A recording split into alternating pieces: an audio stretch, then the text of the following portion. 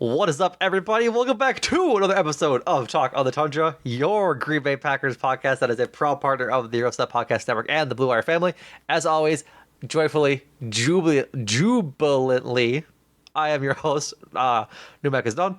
I don't know why I did my full name there, but joining me to celebrate Jordan Love's new huge extension is my lovely co-host, George Chesky. Jordan, how are you doing, buddy? I'm well. I'm very well. Jordan Love is extended. This is not breaking news, but we just want to just reinforce it to everybody listening. Jordan Love is signed Yes, he is. for longer than what he was previously. That's right. 4 years, 220 million ties the highest quarterback or I guess paid contract per year in the NFL at 55 million per, tied with Joe Burrow and Trevor Lawrence. $75 million signing bonus, 100 million guaranteed at signing. He has a total of 160 million guaranteed money out of that contract, which I think is the record, if I'm not mistaken. But regardless, it's done. It's finally done. We were worrying for nothing, you and I, particularly just me. I'm so happy to not have the anxiety of this hanging over our heads any longer. It gets done Friday night in time for first padded practice Saturday morning. And for all intents and purposes, Packers offseason now is complete. Obviously it's complete for the most part. It's now into the end of the season, but they get it out of the way before the first padded practice, before family night last or coming up this Saturday, and they just finish it out like that. It was always going to get done. You and I both believed that. It was just a bit of a worry to get there, at least on my part. Obviously, others weren't worried too much, and more power to them for all intents and purposes. But yeah, I am ecstatic at this deal. Biggest thing is that the cap hit for Jordan Love doesn't hit 40 million on this until 2027, at which point they will surely restructure and extend him. But his cap hit this year is 20 million, 29 next year, and 36 in 2026. All pretty reasonable numbers for a guy that projects to be hopefully at least a top 10 quarterback in the NFL. Yes, I think that is very much evident. It comes on a day where Jordan Love's agent negotiated a very similar deal to Jordan Love with Tua Tagovailoa with the Dolphins, both heading into contract years and both or contract situations at the start of trade camp, both could settle on the same day. Um, yeah, it's reassuring more than anything that we knew that this is where it was. All the talk and everything of they're near the finish line and yada yada yada. Like there was just so much smoke out there that it you couldn't but take the word of multiple NFL insiders for where they were. And as much as I was not as vocal as you of being worried, but you having set that deadline of being having a contract ready for him by the start of training camp, and then going into the first week, really like he's not the only time he's missing is just not resembling football yet. It's not in pads, it's not anything like that. It's just more conditioning stuff and getting kind of work in and stuff like that. Yeah, he's going to be a couple practices behind Right. versus everybody else for the initial time being, but it doesn't discount the work that he was doing over the summer or immediately after the um, playoff loss to San Francisco. So yeah, like I'm obviously excited. It's good. It's done. It's we don't have to hear about like just how close they are, those kind of updates, or even the speculation of what do these numbers look like and all that stuff. You can just talk about one, he deserved it. Two, you can talk about football again, like a pure Would football love to talk sense. about football again. Yeah, like Love it that. is just kind of avoiding having to talk about, well, he only played half a season, yada yada yada. And like a lot of the stuff that we had talked about and why you'd be like for the people that were wary of paying someone like Jordan Love and only having a 1 year 1 year on his resume, he still has matched like the resume of the guys that were getting paid this offseason. Yeah, So you're talking about, oh, like, perfect example. him and I Trevor mean, we Lawrence. kept, Yeah, yeah, it's like Dolphins have not won a playoff game since 2001. Two has been the starter there since the beginning. I He think got drafted there. 2020. Yeah, So Jordan Love has done as much well, more. more. Yeah, He's he's won a done playoff more game. than he's won a playoff game. Like that's like not just keep comparing and like and all this Right. other stuff, but when it comes to contract details, and especially in the NFL, when players regularly name check like this guy got this and reset the market, I want to beat that guy out. Like we have constant reminders when Always. players see what other players are Mm-hmm. making. Like it's a little bit different than the NBA where there are players they'll take prove it kind of 1 year deals to buy, you know, make a fortune later. Like with Gary Trent with the Bucks, maybe. But when it comes to quarterbacks and wide receivers, these positions that you heavily invest in, you expect like at least a decade of success and permanence at least in the time being.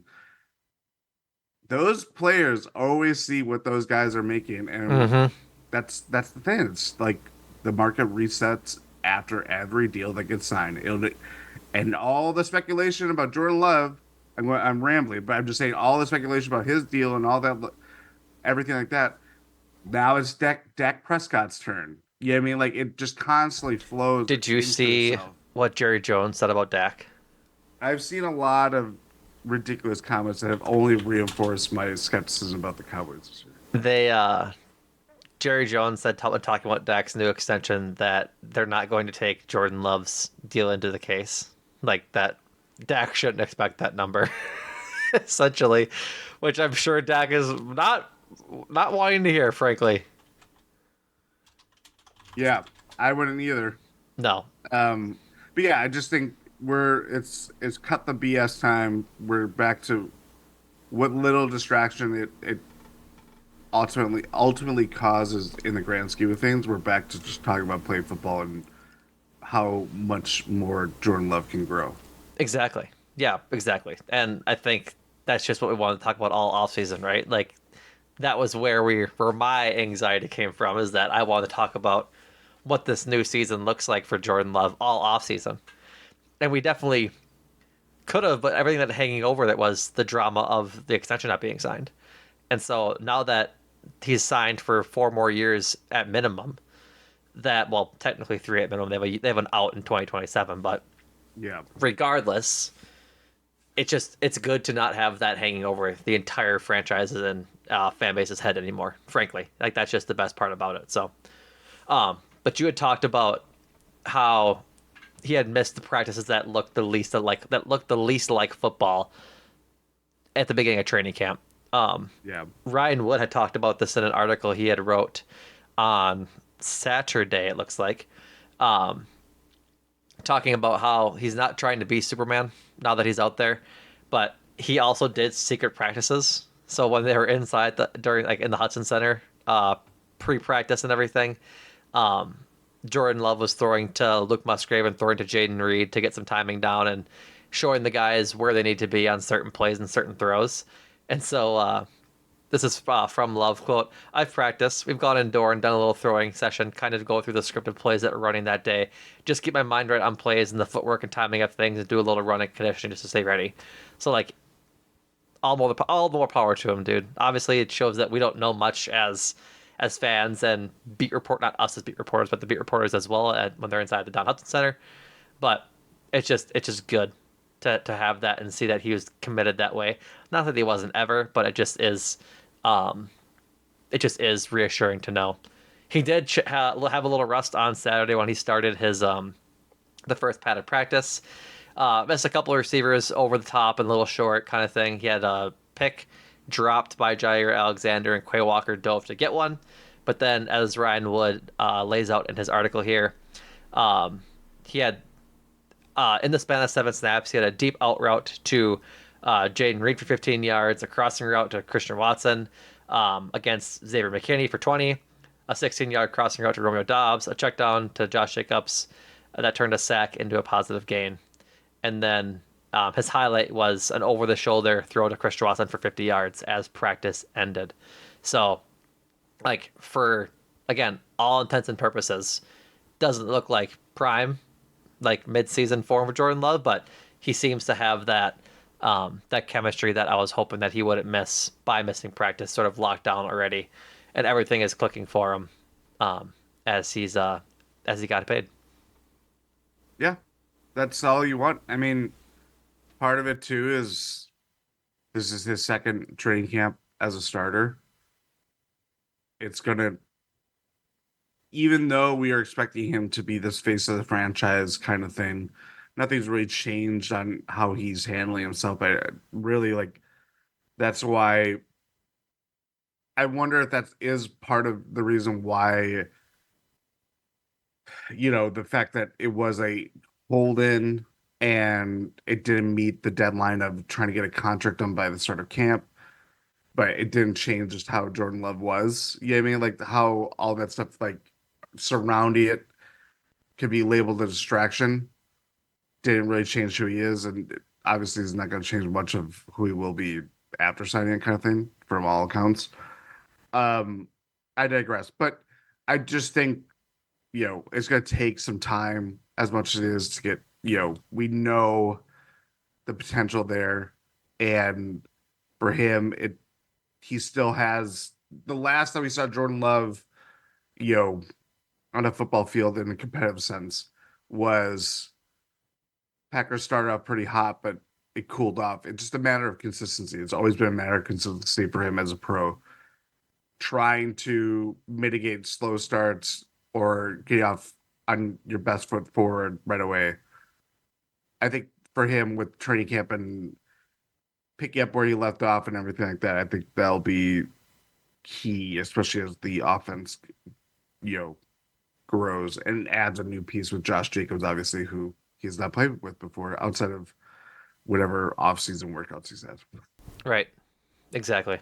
Um, I think it is cool to note that at the end of Ryan Wood's article, he talks about how I mentioned up top that Jordan Love's trying not to be Superman, but he Ryan Wood notes that a day after signing the extension, Jordan Love met with team psychologist Dr. Chris Carr. Together, they've already mapped out a plan for Love to shut out the pressure and sticking with what got him there. This is from Love. Quote, "You've got to stay in that mindset of not trying to go out there and be Superman or do stuff you haven't done ever in the past before. You don't have to change who you are. Just try to get better. Focus on little things. That's the main mindset. Just trying to stay who you are and stay true to yourself." End quote. It's a lot of maturity from a 25-year-old kid that just got $220 million. Yeah, 100%. That's what Way we more like to see. mature at that time, at that age than I was. Oh, for sure. Me too. Me too. If I got 220 million, dude, at 25, oh man, that maturity is not what I'd be expressing. Be at the craps table probably. Put it all away. But yeah, for all intents and purposes, I've said that phrase like 5 times now. I'm just happy.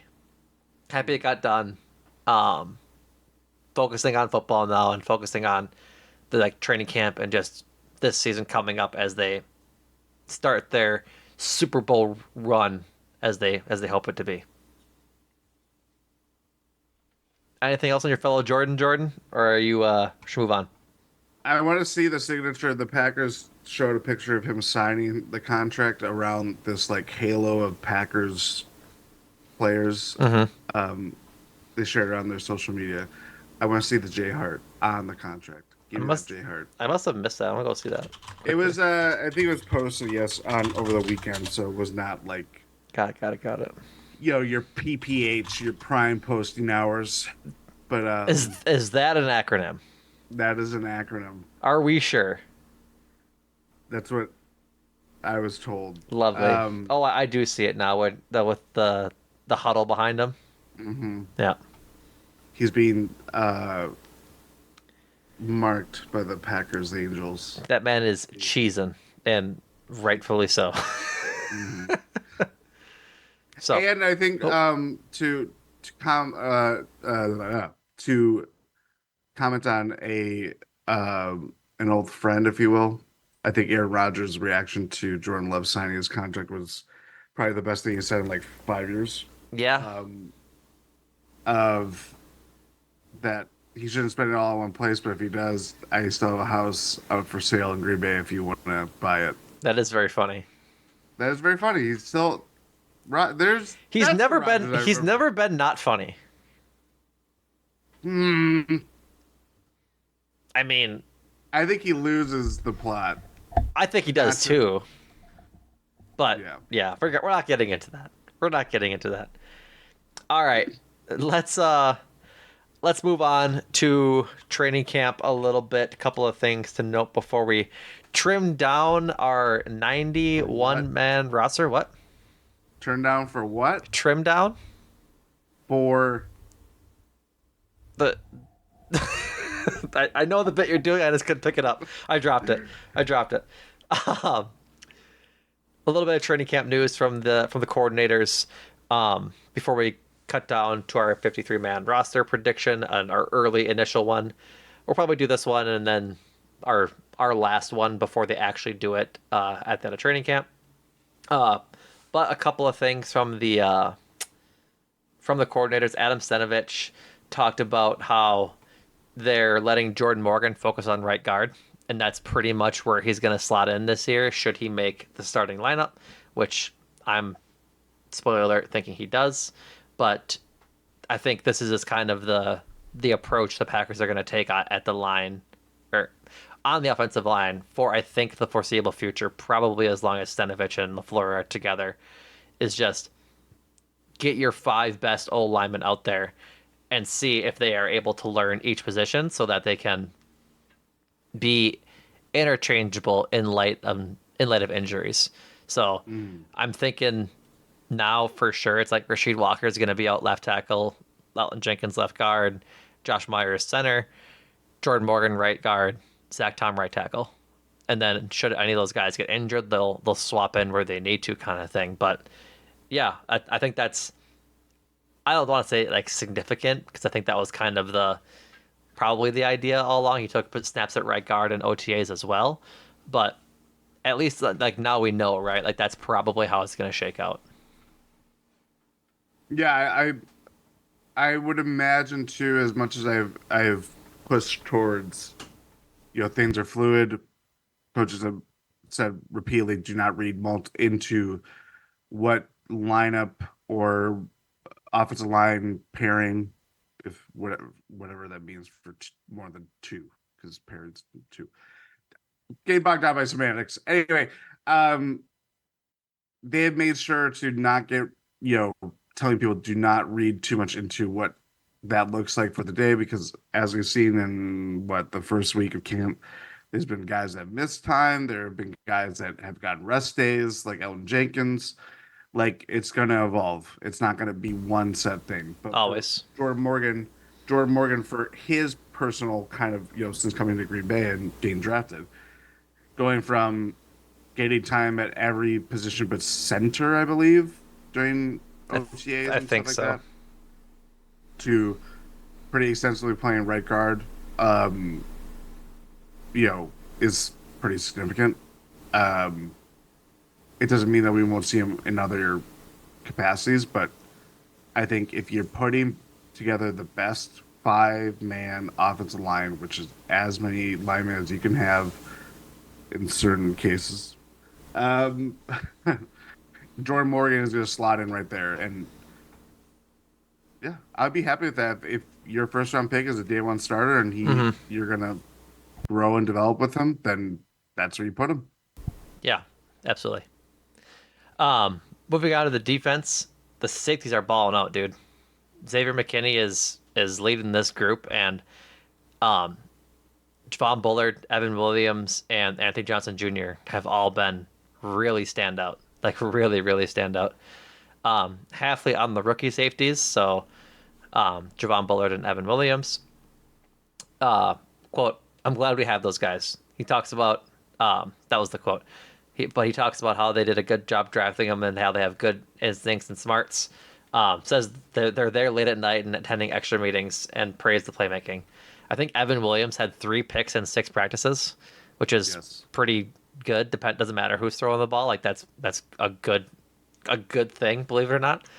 Um, I'm excited if they're gonna find a guy to put next to Xavier McKinney that is really gonna stand out. And um, Haley said there's no rush for that right now. They're trying to determine the starting safety spot next to him. Um, but yeah, Javon Bullard and Evan Williams have gotten the most work thus far, and Anthony Johnson has also gotten looks as well.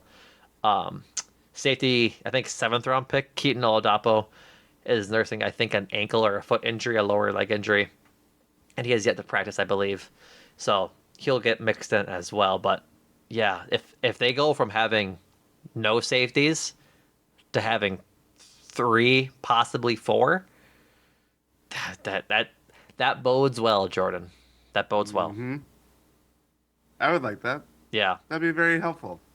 Um, McKinney talked about how like I think Evan Williams like leaked to a reporter that they're that McKinney convinced LaFleur to let him have trust in the rookie running back and let McKinney decide whether he's going to be back or the other safety is going to be back. And LaFleur like begrudgingly confirmed Mhm. that was the game plan. That McKinney has now the option to figure out if he's going to stay back in coverage or play up in the box a little bit. But I mean that makes things a lot scarier on defense if Xavier McKinney is going to be playing in the box, like bumping guys coming out of like out of the flat or like on crossing routes or hell, I don't think he'll blitz that often, but if he can, like he's got the ability to do that if he has a competent safety next to him behind him that he know he can cover the deep ball when it happens. Like I think having a competent safety next to Xavier McKinney opens up their defensive playbook a lot more than it did last year with like what Rudy Ford and Jonathan Owens. Donald Savage. I Donald think that Savage, the yeah. other thing too is that what like it wasn't just the problem last year, but the year before when we were talking about the defense, is specifically how the Packers were playing under Joe Barry. There's because they're playing very soft shell coverage, as a lot of people were talking about. I just think a lot of the problems that the Packers had were just communication issues. Yeah. And so hopefully, like not that it's not going to get exploited because you're bound to have lapses and that's how teams score touchdowns and everything like that. But I think for the Packers, it was just a chain of communication problem, and like in on top of everything else that really plagued them from the secondary position, especially back there. Like when you're the last line of defense and you're passing off, like this is where I'm supposed to go and this is where I'm supposed to go and like cover situations. Just guys didn't know where to go. That was part of the problem. And you'd have a lot of players, especially when it's like Rasul Douglas being like the leader. You can only do so much when you're the leader on one side of the field that if they don't throw your way, you don't influence the play. But Right. when you're in the middle of the field, you can call out where to go and see what kind of thing. You know what I mean? Like, I just think it's different. And part of that might just come down to having someone as talented and experienced as Xavier McKinney. Mm-hmm. You know what I mean? Like, Darnell Savage, and we're wishing him luck in Jacksonville, but he looked, there were times where he looked like the guy, and there were times where he was not on that plane of existence at all. Right. So I think for that, it's having a safety or having the player that can mirror what the coaching staff and specifically Halfley wants to do with the defense and call and commit to it. When you don't have faith in that, maybe that's part of why the Joe Barry struggles and obviously why the Packers moved on from that. But like it didn't help that Joe Barry's case that they didn't have someone as talented as Xavier McKinney Oh, for because that would sure. have helped a lot of Yeah, that would issues probably too. have helped a lot of stuff. Yeah. Yeah, of course. Um. Yeah. It's just an exciting thought. Like it gets me really excited for football that Yeah. we get to watch Xavier McKinney play football on our favorite football team. One more thing on the defense, not too much from Rich Bisaccia on special teams, just talking about how the new kickoff is going to be quirky and fun, and they have some things to work out that way. But the last thing on the defense is that Rashawn Gary has looked really good, but the big thing is that he's been taking on like a leadership role. He asked Jeff Halfley if he could take the defense like off to the side for like a mini players meeting, and just told them that like the intensity just wasn't there. And so they he had that talk with them, was a good talk it seems, and then all the defense seemed to pick it up after that. So great to see him being that leader and recognizing that the practice pace just wasn't there for them at the moment. So yeah, that was really all that was. I just saw that and thought it was an interesting and noteworthy anecdote from practice. Yeah. There was one more thing that just popped into my head and it immediately vacated my brain, and I cannot think of it. It was like not too important, but I think it's gone. Yep, I think it's gone. All right. Should we hop into our 53-man roster predictions? Yeah. Do you want to go position by position? Should we just do that? Position by position will be easier, but we can call out our locks, Yep. especially when it gets to, bigger position rooms than, say, kicker, special teamers, Right. even quarterback. Yep. So let's start with quarterback, obviously. On mine, I had Jordan Love as Oh my God, you had him cut? They No. just extended him. No. Oh, I'm sorry. No. It's green. Jordan Love is green. Uh, Jordan Love is a lock. For context, listeners, I have 32 locks on this team, and I had obviously 21 more making the 53 man. But in my little how I did this, the locks are for sure making it in my mind. Obviously, they're locks. The other 21, I think, make it, but could be cut. So, that was my line of thinking. But I had Jordan Love as a lock, and Sean Clifford also makes the team as the backup quarterback. Jordan Love lock. I for the listener, I am not in the mode of practice squad or bubble guys. I will call it some bubble, but and this is my 53 man. Take it or leave it. You might leave it. LOL. It is what it is. You know what I mean? Jordan Love and Michael Pratt. Michael Pratt is my practice squad quarterback. He's one of my 16 practice squad players. Not that you guys need to track this at home. I'm just giving you context as to where I had him. I did go back and forth on the Sean Clifford, Michael Pratt, who makes the team kind of thing. Like, I could see a reality in which Sean Clifford is not the backup quarterback, considering how he looked early on in camp. Like, if he looks better with the twos than he did against the ones, maybe he keeps that job. But they drafted Michael Pratt. Obviously, I think no, they did not draft Sean Clifford. Did they? Did it? They did? Okay. I forget if he was a undrafted free agent or not. But yeah, I think it's probably worth keeping Sean Clifford for another year to see him progress. Obviously, you don't see the Packers cut with young QBs too often like that, especially guys they draft. And then let Michael Pratt develop on the practice squad. And then if Sean Clifford isn't cutting it next year as a backup, then just elevate Michael Pratt. But we both agree that Jacob Eason is no longer on the team at the end of training camp. Jordan slashes his throat at that idea. All right, moving on to running backs. My locks were Josh Jacobs and A.J. Dillon, and I had a third running back on the roster in Emmanuel Wilson. I had to keep my boy. Why are you shaking your head, Jordan? Why are you shaking your head?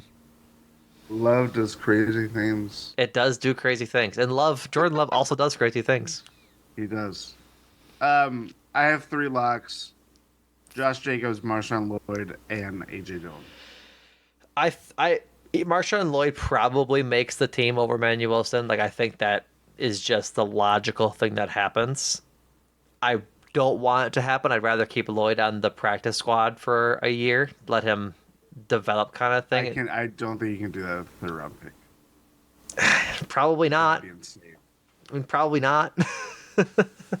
Love is doing crazy things to him. I know, but they have him under contracts. Like, they can. Well, I suppose no, they can't because you have to cut and then sign a practice squad deal. So, yeah, that's probably right. It makes me sad to think about, but this is my initial one. All right, I'll fix my prediction at the end when they start cutting people. But yeah, I'd be surprised honestly if they did keep three. Um, they didn't last year. You'd be surprised if they kept three. Yeah, they didn't last year. They just had Aaron Jones and AJ Dillon, if I'm not mistaken. And Emmanuel Wilson. No, he was a practice squad call up. I'm pretty sure, wasn't he? No, he was. He was He on the made roster. the three. Hmm. Well then, we'll see. I could be wrong too if they had four, because Patrick Taylor might have been on it He from was the beginning, I around. think. Yeah, I forget But how. he Yeah, jumped around obviously. right. Yeah, I think they probably keep three, but I wouldn't be surprised if they do keep two in favor of some other places. But yeah. All right. I need no really big discussion there. We're getting into a bit of the discussion with at wide receiver. My four locks are Christian Watson, Romeo Dobbs, Jaden Reed, and Dontavion Wicks. And then I have Bull Melton, Malik Heath, and Grant DeBose all making the team. 7 wide receivers. I have six. Really? I have Watson, Dobbs, Reed, Wicks, Bo Melton, Malik Heath. I do think the Heath DeBose battle in particular, Mm-hmm. they might honestly just swap each other out from last year because that's Malik Heath made the final 53 to start the year in favor of Grant DeBose, Mm-hmm. pretty much. And Grant DeBose has had some pretty good highlights from So is being Malik Heath. exactly. So I think that will be just a matter of who wins it down to. It could be come down to preseason games, it could come down to like literally the final training camp practice that we see. That could go. That could be one of the last decisions made on the roster reported too. So yeah, I'll be intrigued on the back half, and specifically if they go six, which I do think is what they'll do. But any more than that, Keith and DeBose are probably a lock. I don't think it's Samori Touré's time anymore. No, I had Toure on my practice squad, but I don't think he stays there. I'd be shocked if he actually stayed on the practice squad or if they just outright cut him. The other receivers vying for a spot are Julian Hicks, Dimitri Stanley, Rory Starkey, and Jalen Wayne. I have them all cut for the sole purpose that I have not heard a lick of them from practice in the last week. I just Yeah. haven't heard anything from them. If they start showing out a bit in preseason games in the second half, that might change for who gets the bump up to the practice squad spot. But yeah, I wouldn't be surprised if they did keep 7 and just kept Malik Heath and Grant DeBose both on the roster come cut time. But yeah, I think we both agree that Samar Toure is probably gone. Yeah. Tight end. My 2 locks are my only 2 tight ends out on the roster. Luke Musgrave and Tucker Kraft. I have 4. I figured, honestly. 2, obviously, Musgrave. I literally just fused both of them to make them a super tight end. That'd be Musgrave lovely. and Kraft, that'd be great. Musgrave and Tucker Kraft locks. Tyler Davis, the Packers have given him every, for someone that has not been, made a note of, Nope. productive play, at least in terms of, his position. Uh-huh. They have given him so much leeway. I know. And I understand it. He's coming back from injury. He missed all of last year. He suffered an injury during camp. We like redemption stories. We're not going to dismiss players outright. But Packers really like Tyler Davis. And he might be a good guy to have. I don't know. But I do think they won't quit him now. And I don't think they want to quit Ben Sims either. That was my struggle as well. And getting this roster down to 53 was so hard, particularly for a discussion we'll have in a little bit about 2 different positions. But Ben Sims is like my practice squad guy. Even though I would really like Ben Sims on the roster, he ultimately, in my mind, probably does make it. But in trying to whittle this team of 93 down. I think probably it's 91. I don't know why I have 93 on my thing, but what this team of 91 down to 53, it was tough, was really hard, honestly, particularly on defense. So if you, Really, it was really hard for me on defense. Uh, I found we'll get into it, we'll but get I into it. found defense a lot easier than offense, honestly. Um, a couple spots was my issue, but yeah, I think come in a month, August 29th, when they're about to make their final roster cuts, I could see Ben Simmons making this team for sure. And you're right, Tyler Davis also probably makes it. I just don't know how you um I just don't know how you keep four tight ends and six receivers. Like that's 10 spots to a specialist group, like pass catchers. And so that was kind of my reasoning with it. I had an extra wide receiver, and then I just ran with the two stars at tight end. Yeah, I do think that that will be, unless if they just want another body that will give them,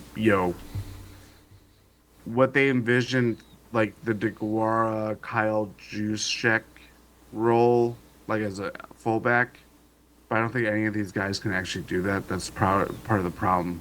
Right. Um, yeah, three tight ends to four is probably another thing to watch for in terms of just overall depth. Because yeah, 10, Overall depth and battles and things like that. Like yeah, who's gonna get that final spot? they might not want it that way, or think the other thing too. This might be the start of the 53 man roster, but someone gets cut and be like, well, we can do that, and then we'll swap out for that. You know what I Yeah, mean? exactly. All right, on to the offensive line. Um, my locks for the line are Zach Tom, Rasheed Walker, Elton Jenkins, Jordan Morgan, and Josh Myers. I think those five are obviously for sure going to be the guys. Um, Also making the roster on the line, and this is where I had some trouble for sure, The is depth here the is depth here is crazy. Kadeem Telford I have making the team. I have Caleb Jones making the team. I have Sean Ryan making the team. I have Royce Newman making the team. And I have Jacob Monk making the team. My trouble here is that I have Luke Tenuta, Travis Glover, and Donovan Jennings all on the practice squad. I find it really hard to envision a reality in which Luke Tenuta doesn't make the team after his injury last year. But it's like it seemed like they really liked him all of last year. Like they've spoken highly of him at times. But just the guys that I have is 10 linemen. Like my starting five and then five backups. And so Jacob Monk is another guy they drafted, if I'm not mistaken, this year. It's hard to see them cutting ties with him given Josh Myers' situation, and they're trying to find the backup center there. It's just like I could see Luke Tunas getting the spot of any of the other guys that weren't locks: Telford, Jones, Ryan, Newman, or Monk. That was one of yeah. my hardest decisions on offense. This is where I was gonna say I think this is the hardest part of the roster, 53, man selection, Mm-hmm. and obviously on the offense side, because really, probably gonna preach this and whether people listen to it or not. The top five are, I think like what the Packers starting offensive line will be, and I feel like we have a clearer idea of what that looks like. Is good. If someone gets hurt, then it's not good. You know what I mean? Totally Really, agree. Sean Ryan might be out of a starting job to start, whether, if that Yep. means Jordan Morgan's primarily at right guard. Yep. But I feel way better about him than any of the other guys. Yeah, I mean, Kadeem Telford Strong has agree. had moments, as we have mentioned, Yep. but that's still another unproven guy that's been, whether it's been practice squad or, getting called up for, cover for offensive line stuff. Right. Between him, Royce Newman, Donovan Jennings, Luke Cheney, Travis Glover, another draft pick from this year. Andre Dillard, like we were talking about him. He was my 91st man on this team. He was Andre the first guy I cut. I know I have him on the team. Do you really? I do have him on the team. Wow. I mean, I don't want him to be on the team if he's looking that bad, I know but that. I do think they feel like they have a lot of young, unproven developmental guys, and then just guys that like Royce Newman. We've done that before, and he Yeah. might. The other thing too is that Royce Newman and Andre Dillard are like in the same ballpark. Really, it's just that Andre Dillard came this a couple Yeah. months ago rather I, than getting drafted by the Packers. I agree. I just think that I just don't think Andre Dillard's there. I think they keep one of their guys that they know that they've had develop versus a guy that was proven to be what the worst tackle in the NFL last year. I would very much like the way that you're mentioning, but I Yeah. do think they have a prove it problem with those guys, and maybe that's part of it is just because injury, whether it's Yeah. Tony or Caleb Jones. But we talked about it before, if not last, not if not last podcast, the previous one, Right. that you just want to see something out of that tier of guys that have been on the roster but have not gotten any snaps whatsoever, or Yeah. even not even that. I don't think they even dressed. No. You know what I mean? Yeah. I That's get that. another thing. I was talking in the GSPN Discord this afternoon when I was doing my prediction, and I was talking to Keith. Like, shout out Keith for making the spreadsheet we're looking at. But there's 32 players across the line on both sides, and he said that it's hard to pick who's gonna be on the team when there's at most like 5 that for sure don't have a chance of seeing the team. Yeah, And like that is the truth of it, is that I have 5 players for sure not making the team in any sort of capacity across the offensive line and defensive line. And for the other 27, they all have a shot. yeah, So it's hard to just like nail down who's really gonna be there. And that was just part of the issue. So yeah, Zach Tom, EJ Myers, Walker, Morgan for me. And then Lasita Smith is on the practice squad, Donovan Jennings, Luke Tuna, and Travis Glover. guy meant something. Do not even know who that was. No, neither did I. But Yeah, my thought was they probably want at least 4 guys on the line on the practice squad so that they can protect the quarterback while they yeah, are practicing, kind of thing. So might as well have them. Anything else on the line? I think that was one of the more intriguing discussions because they have 1, 2, 3, 4, 5, 6, 7, 8, 9, 10, 11, 12, 14, 15 guys there.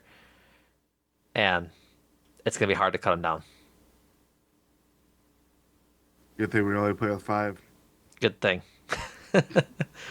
All right, on to the defensive side of the ball. We'll start with defensive end. Defensive end, edge rusher, take it how you will. Rashawn Gary, Preston Smith, Lucas Van Ness, and Kingsley Enagbare are my 4 locks at this position. My 4 locks, and then also making the team is Brendan Cox Jr. We are aligned.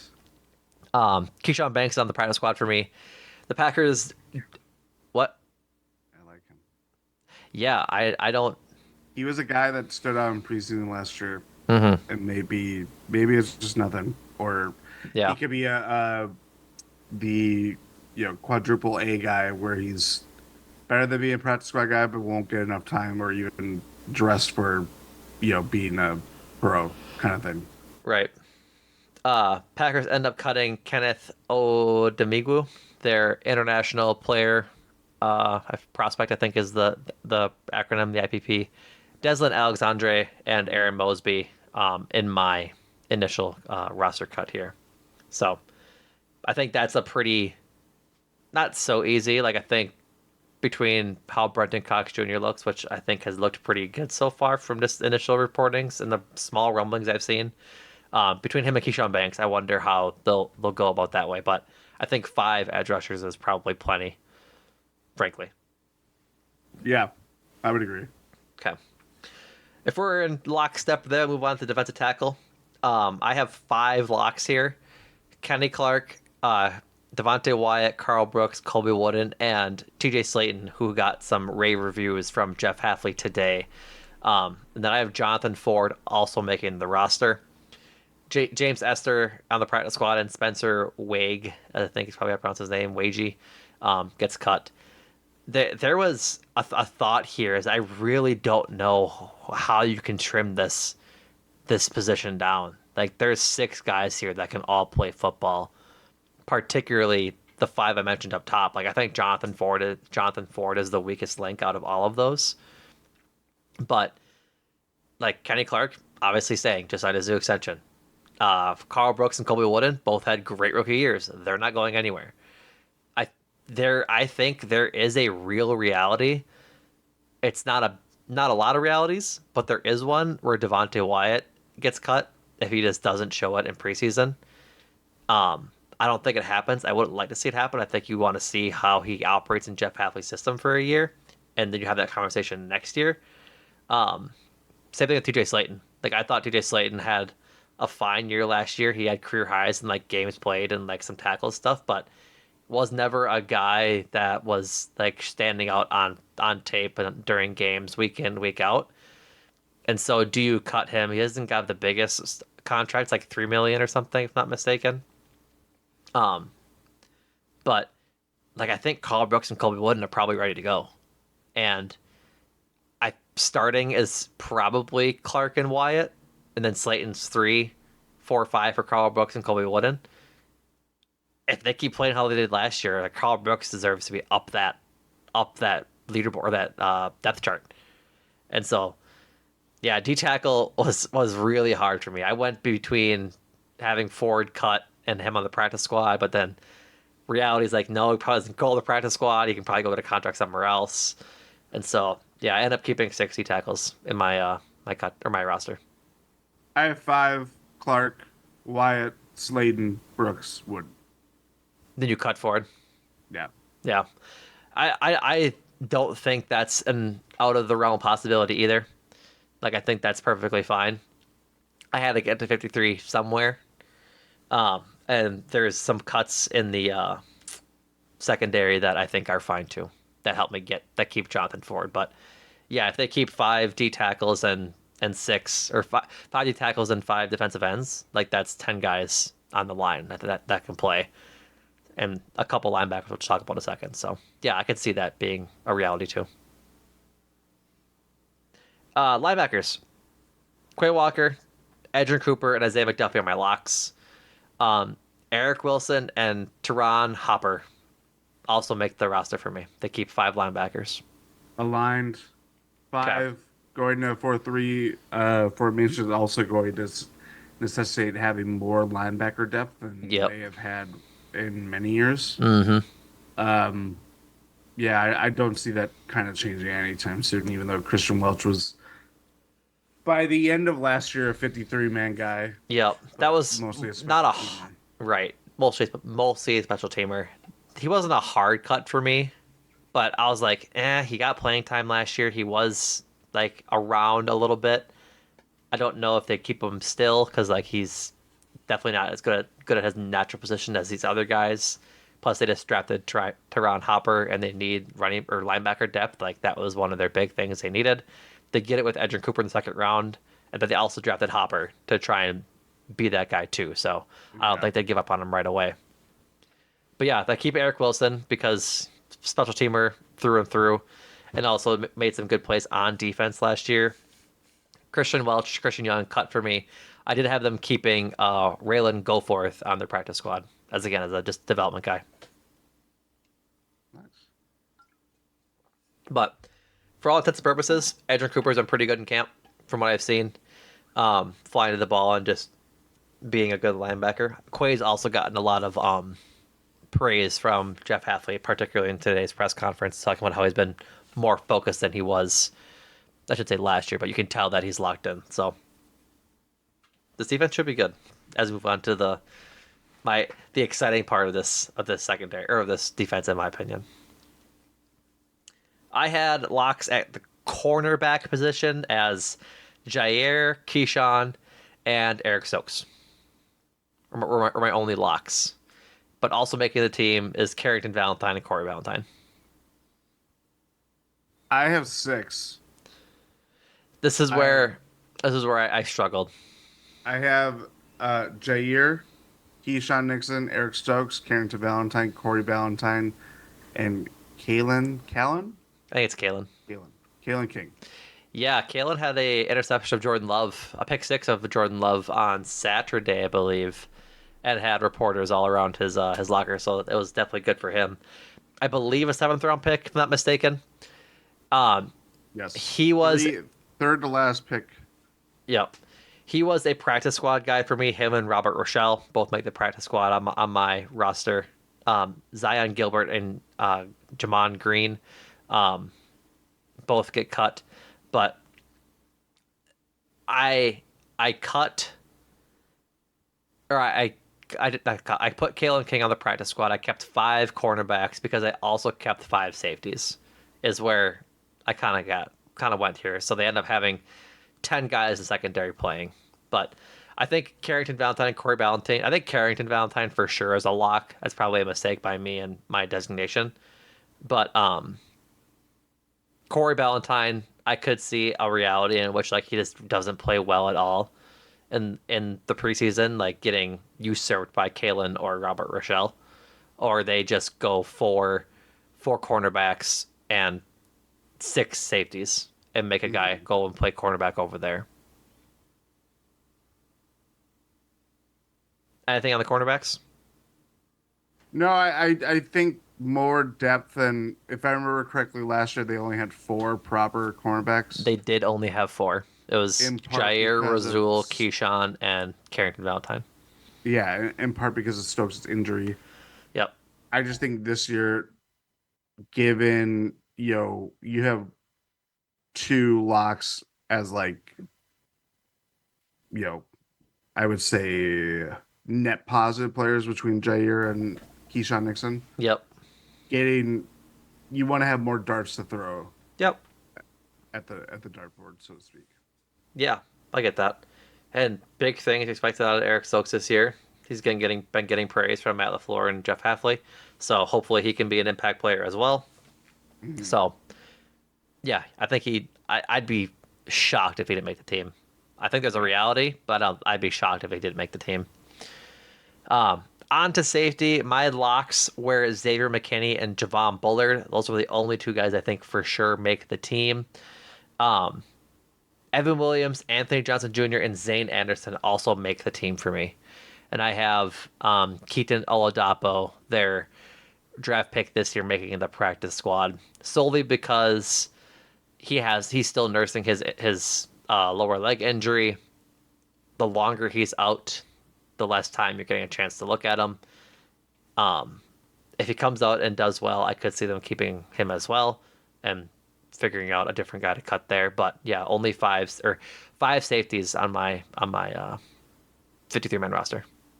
I have 5 as well: McKinney, Bullard,